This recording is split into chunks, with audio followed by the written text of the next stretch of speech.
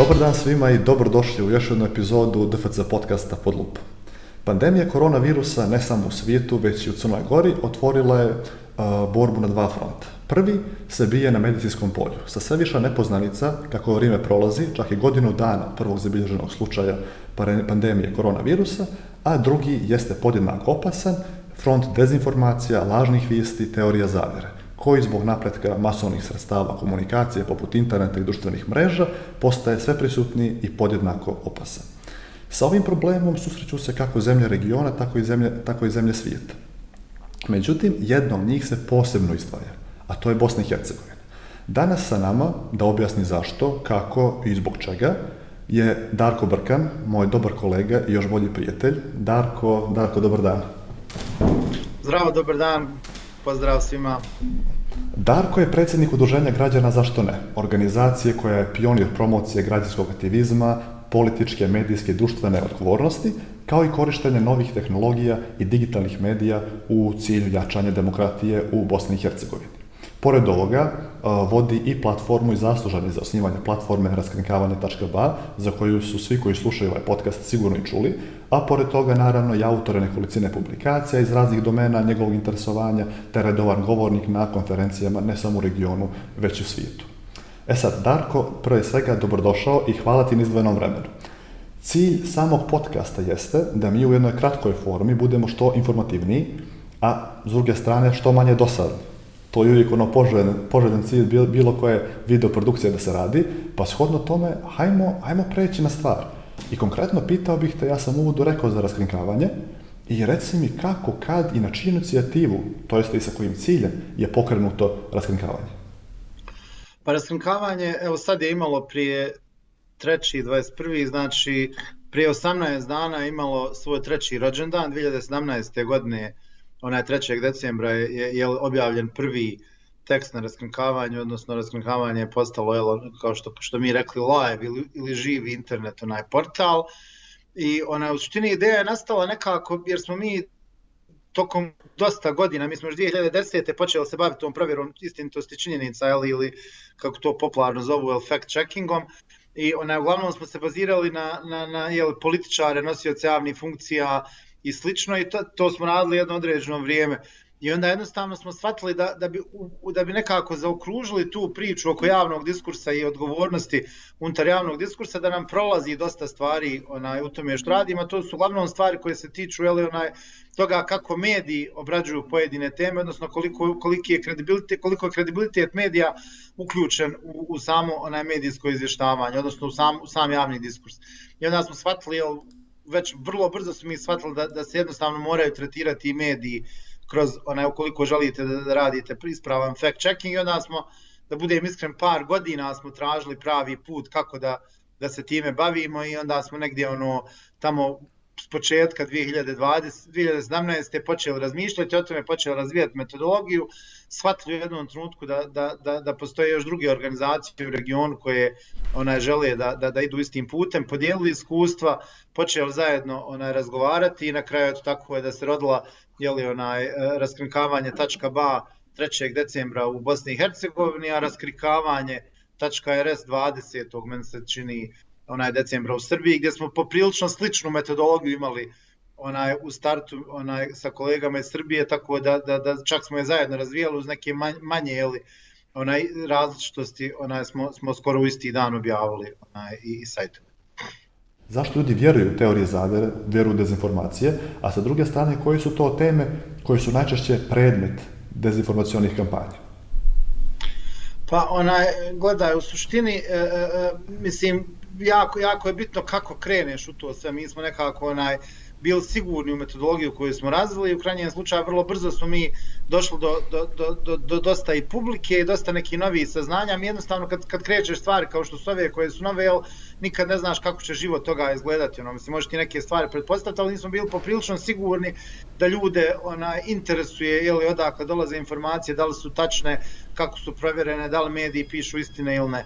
Samo je bilo pitanje da li će se, kako mi kažemo, upecati na našu metodologiju, odnosno da li će to biti dovoljno zanimljivo da bi počeli čitati, jer smo imali čak i u regionu ne previše, ali neke platforme koje se bavile medijima prije nas, pa nisu imale neki značajan doseg do javnosti. Mi smo bukvalno vrlo brzo došli do jako velikog broja čitalaca, jako velikog broja publike, upravo zato što smo došli do saznanja koja mi nismo bili sigurni o medijima. Evo, kada smo počinjali, mi smo mislili sad ćemo uzeti, ne znam ja, 100-tinjak nekih medija će se tu pojaviti, vjerovatno možda plus minus nešto i sad ćemo mi njih redovno monitoring, čak i metodologija je bila svaka 3 mjeseca ćemo svaki medij bar jednom provjeriti da bismo bukvalno za prvih nekoliko mjeseci došli do nekih 700 ili 800 medija koje smo ocijenili. Mi uopšte nismo vjerovali da na medijskoj sceni ima toliko medija kad smo počinjali raditi raskrinkavanja, kamoli da ćemo vrlo brzo doći do skoro 1000. Danas je to već negdje preko 1500 medija koji su u bazi raskrinkavanja, što znači da su bar jednom objavili nešto što je medijski manipulativno. Sad kad govorimo kakvi su motivi su različiti. Nekako mi njih tretiramo na osnovu dva pokazatelja. Jedan pokazatelj je vrsta medija koji objavljuje, drugi pokazatelj je vrsta ocjena koju dobija članak iz onoga što je nekih 15 ocjena koje raskrinkavanje daje medijima. Znači, vrsta medija, uglavnom kad gledamo medija, gledamo na nešto što zovemo anonimni portali ili gdje mi stavljamo razne Facebook profile, stranice ili profile s društvenih mreža. Tu su motivi uglavnom u nekom senzacionalizmu, sticanju što većeg broja čitalaca, odnosno klikova, kako bi se to monetiziralo na različite načine. Dok kad govorimo već o etabliranim medijima ili o medijima koji manje više imaju taj neki, nisu potpuno anonimni, tu se uglavnom radi već o nekim smišljenim dezinformativnim kampanjama, o sofisticiranijim modelima i sofisticiranijim ocjenama koje dajemo za takve vrste dezinformacija, a najdominantnije, mislim, iz našeg iskustva, ali naravno prije pandemije koja je apsolutno preuzela dezinformativni sektor potpuno i u našem portfoliju i generalno u regionu, a kako vidim i u svijetu, iz iskustava. U suštini to je bilo uglavnom političke dezinformacije su bile nekako broj jedan. Mislim, mi smo tako specifični od politički preko društveni do ne znam ja jet set dezinformacija ukoliko postoji neka osnova da se radi. Ali ono što je činjenica je da recimo u prvoj godini rada raskrinkavanja negdje preko 60% svega što smo ocijenili su bile dezinformacije koje imaju neku političku osnovu. Sada to već možemo razložiti malo na teme, odnosno teme koje se tiču izbora, ne znam ja, lokalne politike, na geopolitičke teme, na teme koje se tiču euroatlantske integracije. To sad već radimo neko vrijeme, radimo specifično na pojedinačnim temama, radimo studiju kako dezinformacije utiču. Sad, bukvalno, juče smo izbacili, odnosno u petak smo izbacili novu studiju, znači 18.12. koja se tiče isključivo dezinformacija vezanih uz pandemiju, tako da smo radili, to je posljednja analiza sada.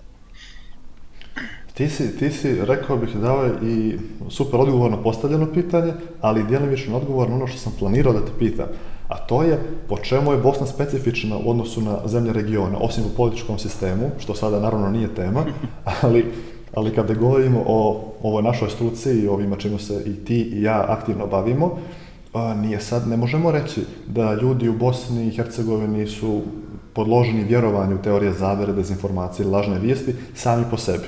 I to je nešto što bi bilo nefer reći, međutim, veliki problem predstavljaju anonimni portali, je li tako? I ja sam o tome negdje i u uvodu govorio i ne znam, da li možeš što više o tome reći?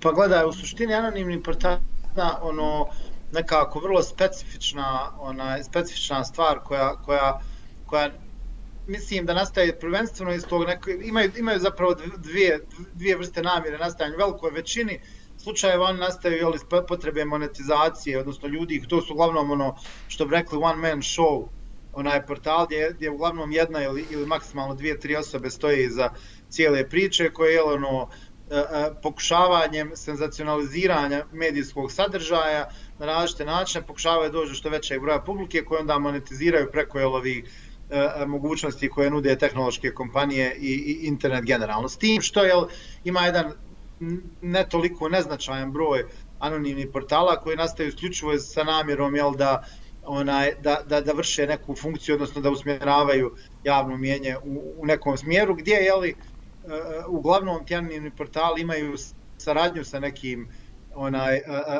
što mainstream portalima, što čak u nekim slučajevima iz naših iskustava imamo i direktnu saradnju sa javnim servisima, odnosno sa državnim medijima.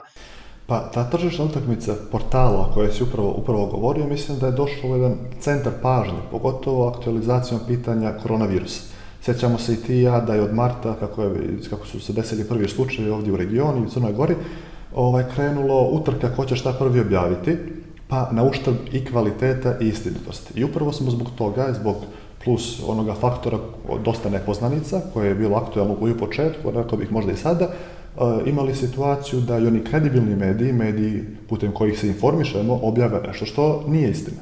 Tako da koronavirus, pored ovoga zdravstvenog aspekta, ima i ovaj negativni informacioni aspekt kojima mi pokušavamo da stanemo na kraj.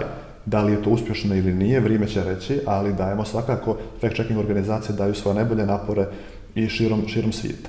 Sad sjećamo se i znamo da su tu bile svakakve priče od raznih lijekova za koronavirus, pa ono što je bilo jako specifično u Crnoj Gori, bili su oni rekla kazala, imam ti vezu u bolnici, znam ti ovoga, znam ti onoga, i na kraju se ispostavlja naravno da ništa od toga nije tačno i ljudi su često žrtve takvog načina informisanja, upravo zbog toga što rekao bih da zbog lažnih vijesti, zbog stvari koronavirusa i mjera polako gube kontrolu nad svakodnevnicom koju su imali prije godinu dana. A kako nisu sposobni, čak ni medicina danas nije sposobna da objasni šta je zapravo koronavirus i kakve sve, negativne implikacije on nosi sa sobom, ljudi se informišu najčešće ovim putem da bi jednostavno na što lakši način pokušali da objasne neke složenije pojmove i složenije fenomene.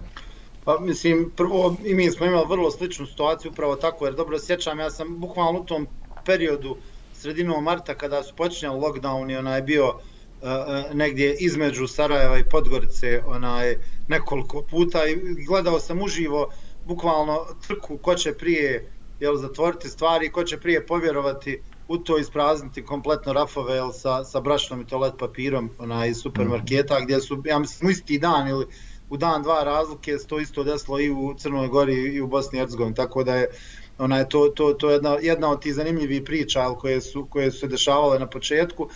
Mislim da je zapravo pitanje nesigurnosti je ključno tu pitanje zašto dezinformacije toliko uspijevaju da probiju u vremenima ovako kriznih situacija kao što je pandemija. Jer u suštini nijedna informacija nikome nije pouzdana, niko nije dovoljno siguran. Pa upravo to što se rekao, ja mislim da samo bih dodao na kraju da prevelik taj obim informacija koji kruži u vazduhu i informacionom okruženju i kod nas i svugdje u svijetu ne dovodi samo do pogrešne percepcije konzumenata informacija o tome o čemu se informišu, već s druge strane ono što je podjednako opasno, na taj način se urušava kredibilitet zvaničnim institucijama i onim institucijama, adresama kojem bi a priori, po defaultu što se kaže, trebali da vjerujemo.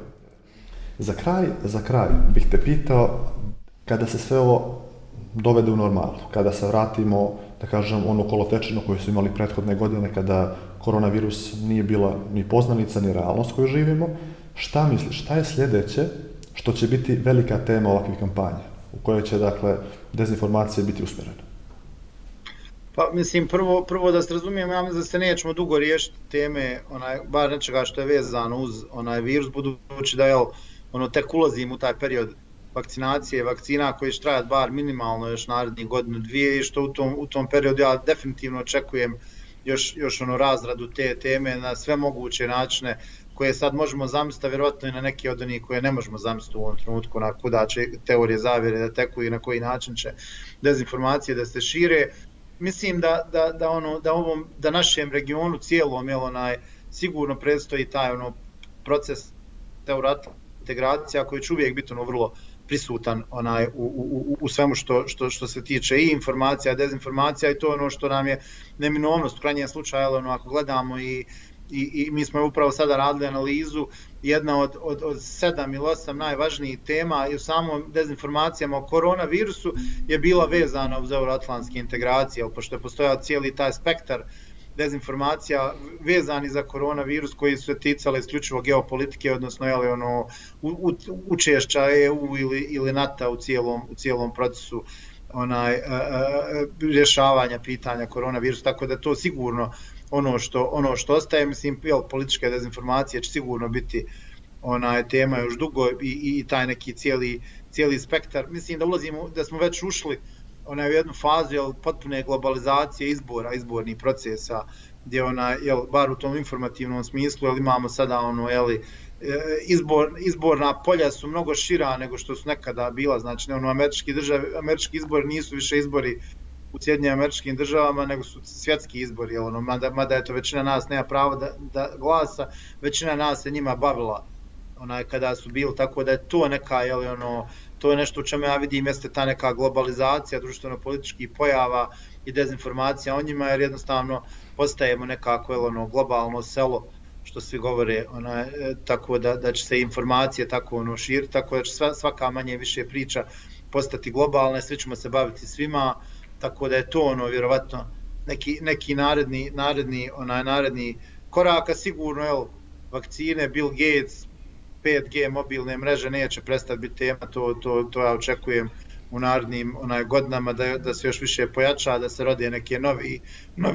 nove mutacije, da koristim ovu terminologiju vezanu uz pandemiju, rodit će se mutacije, dezinformacija o ovim temama, tako da bit će tu još puno i posla i svega. Nadam se da će se opet s druge strane dešavati neke pozitivne stvari, da će se ta nekako borba konsolidovati, da će medijska pismenost jačati, da će tehnološke kompanije još aktivnije uzeti učešće u borbi protiv dezinformacije. U krajnjem slučaju da će se bar u jednom segmentu minimizirati utjecaj ovoga što sad vidimo.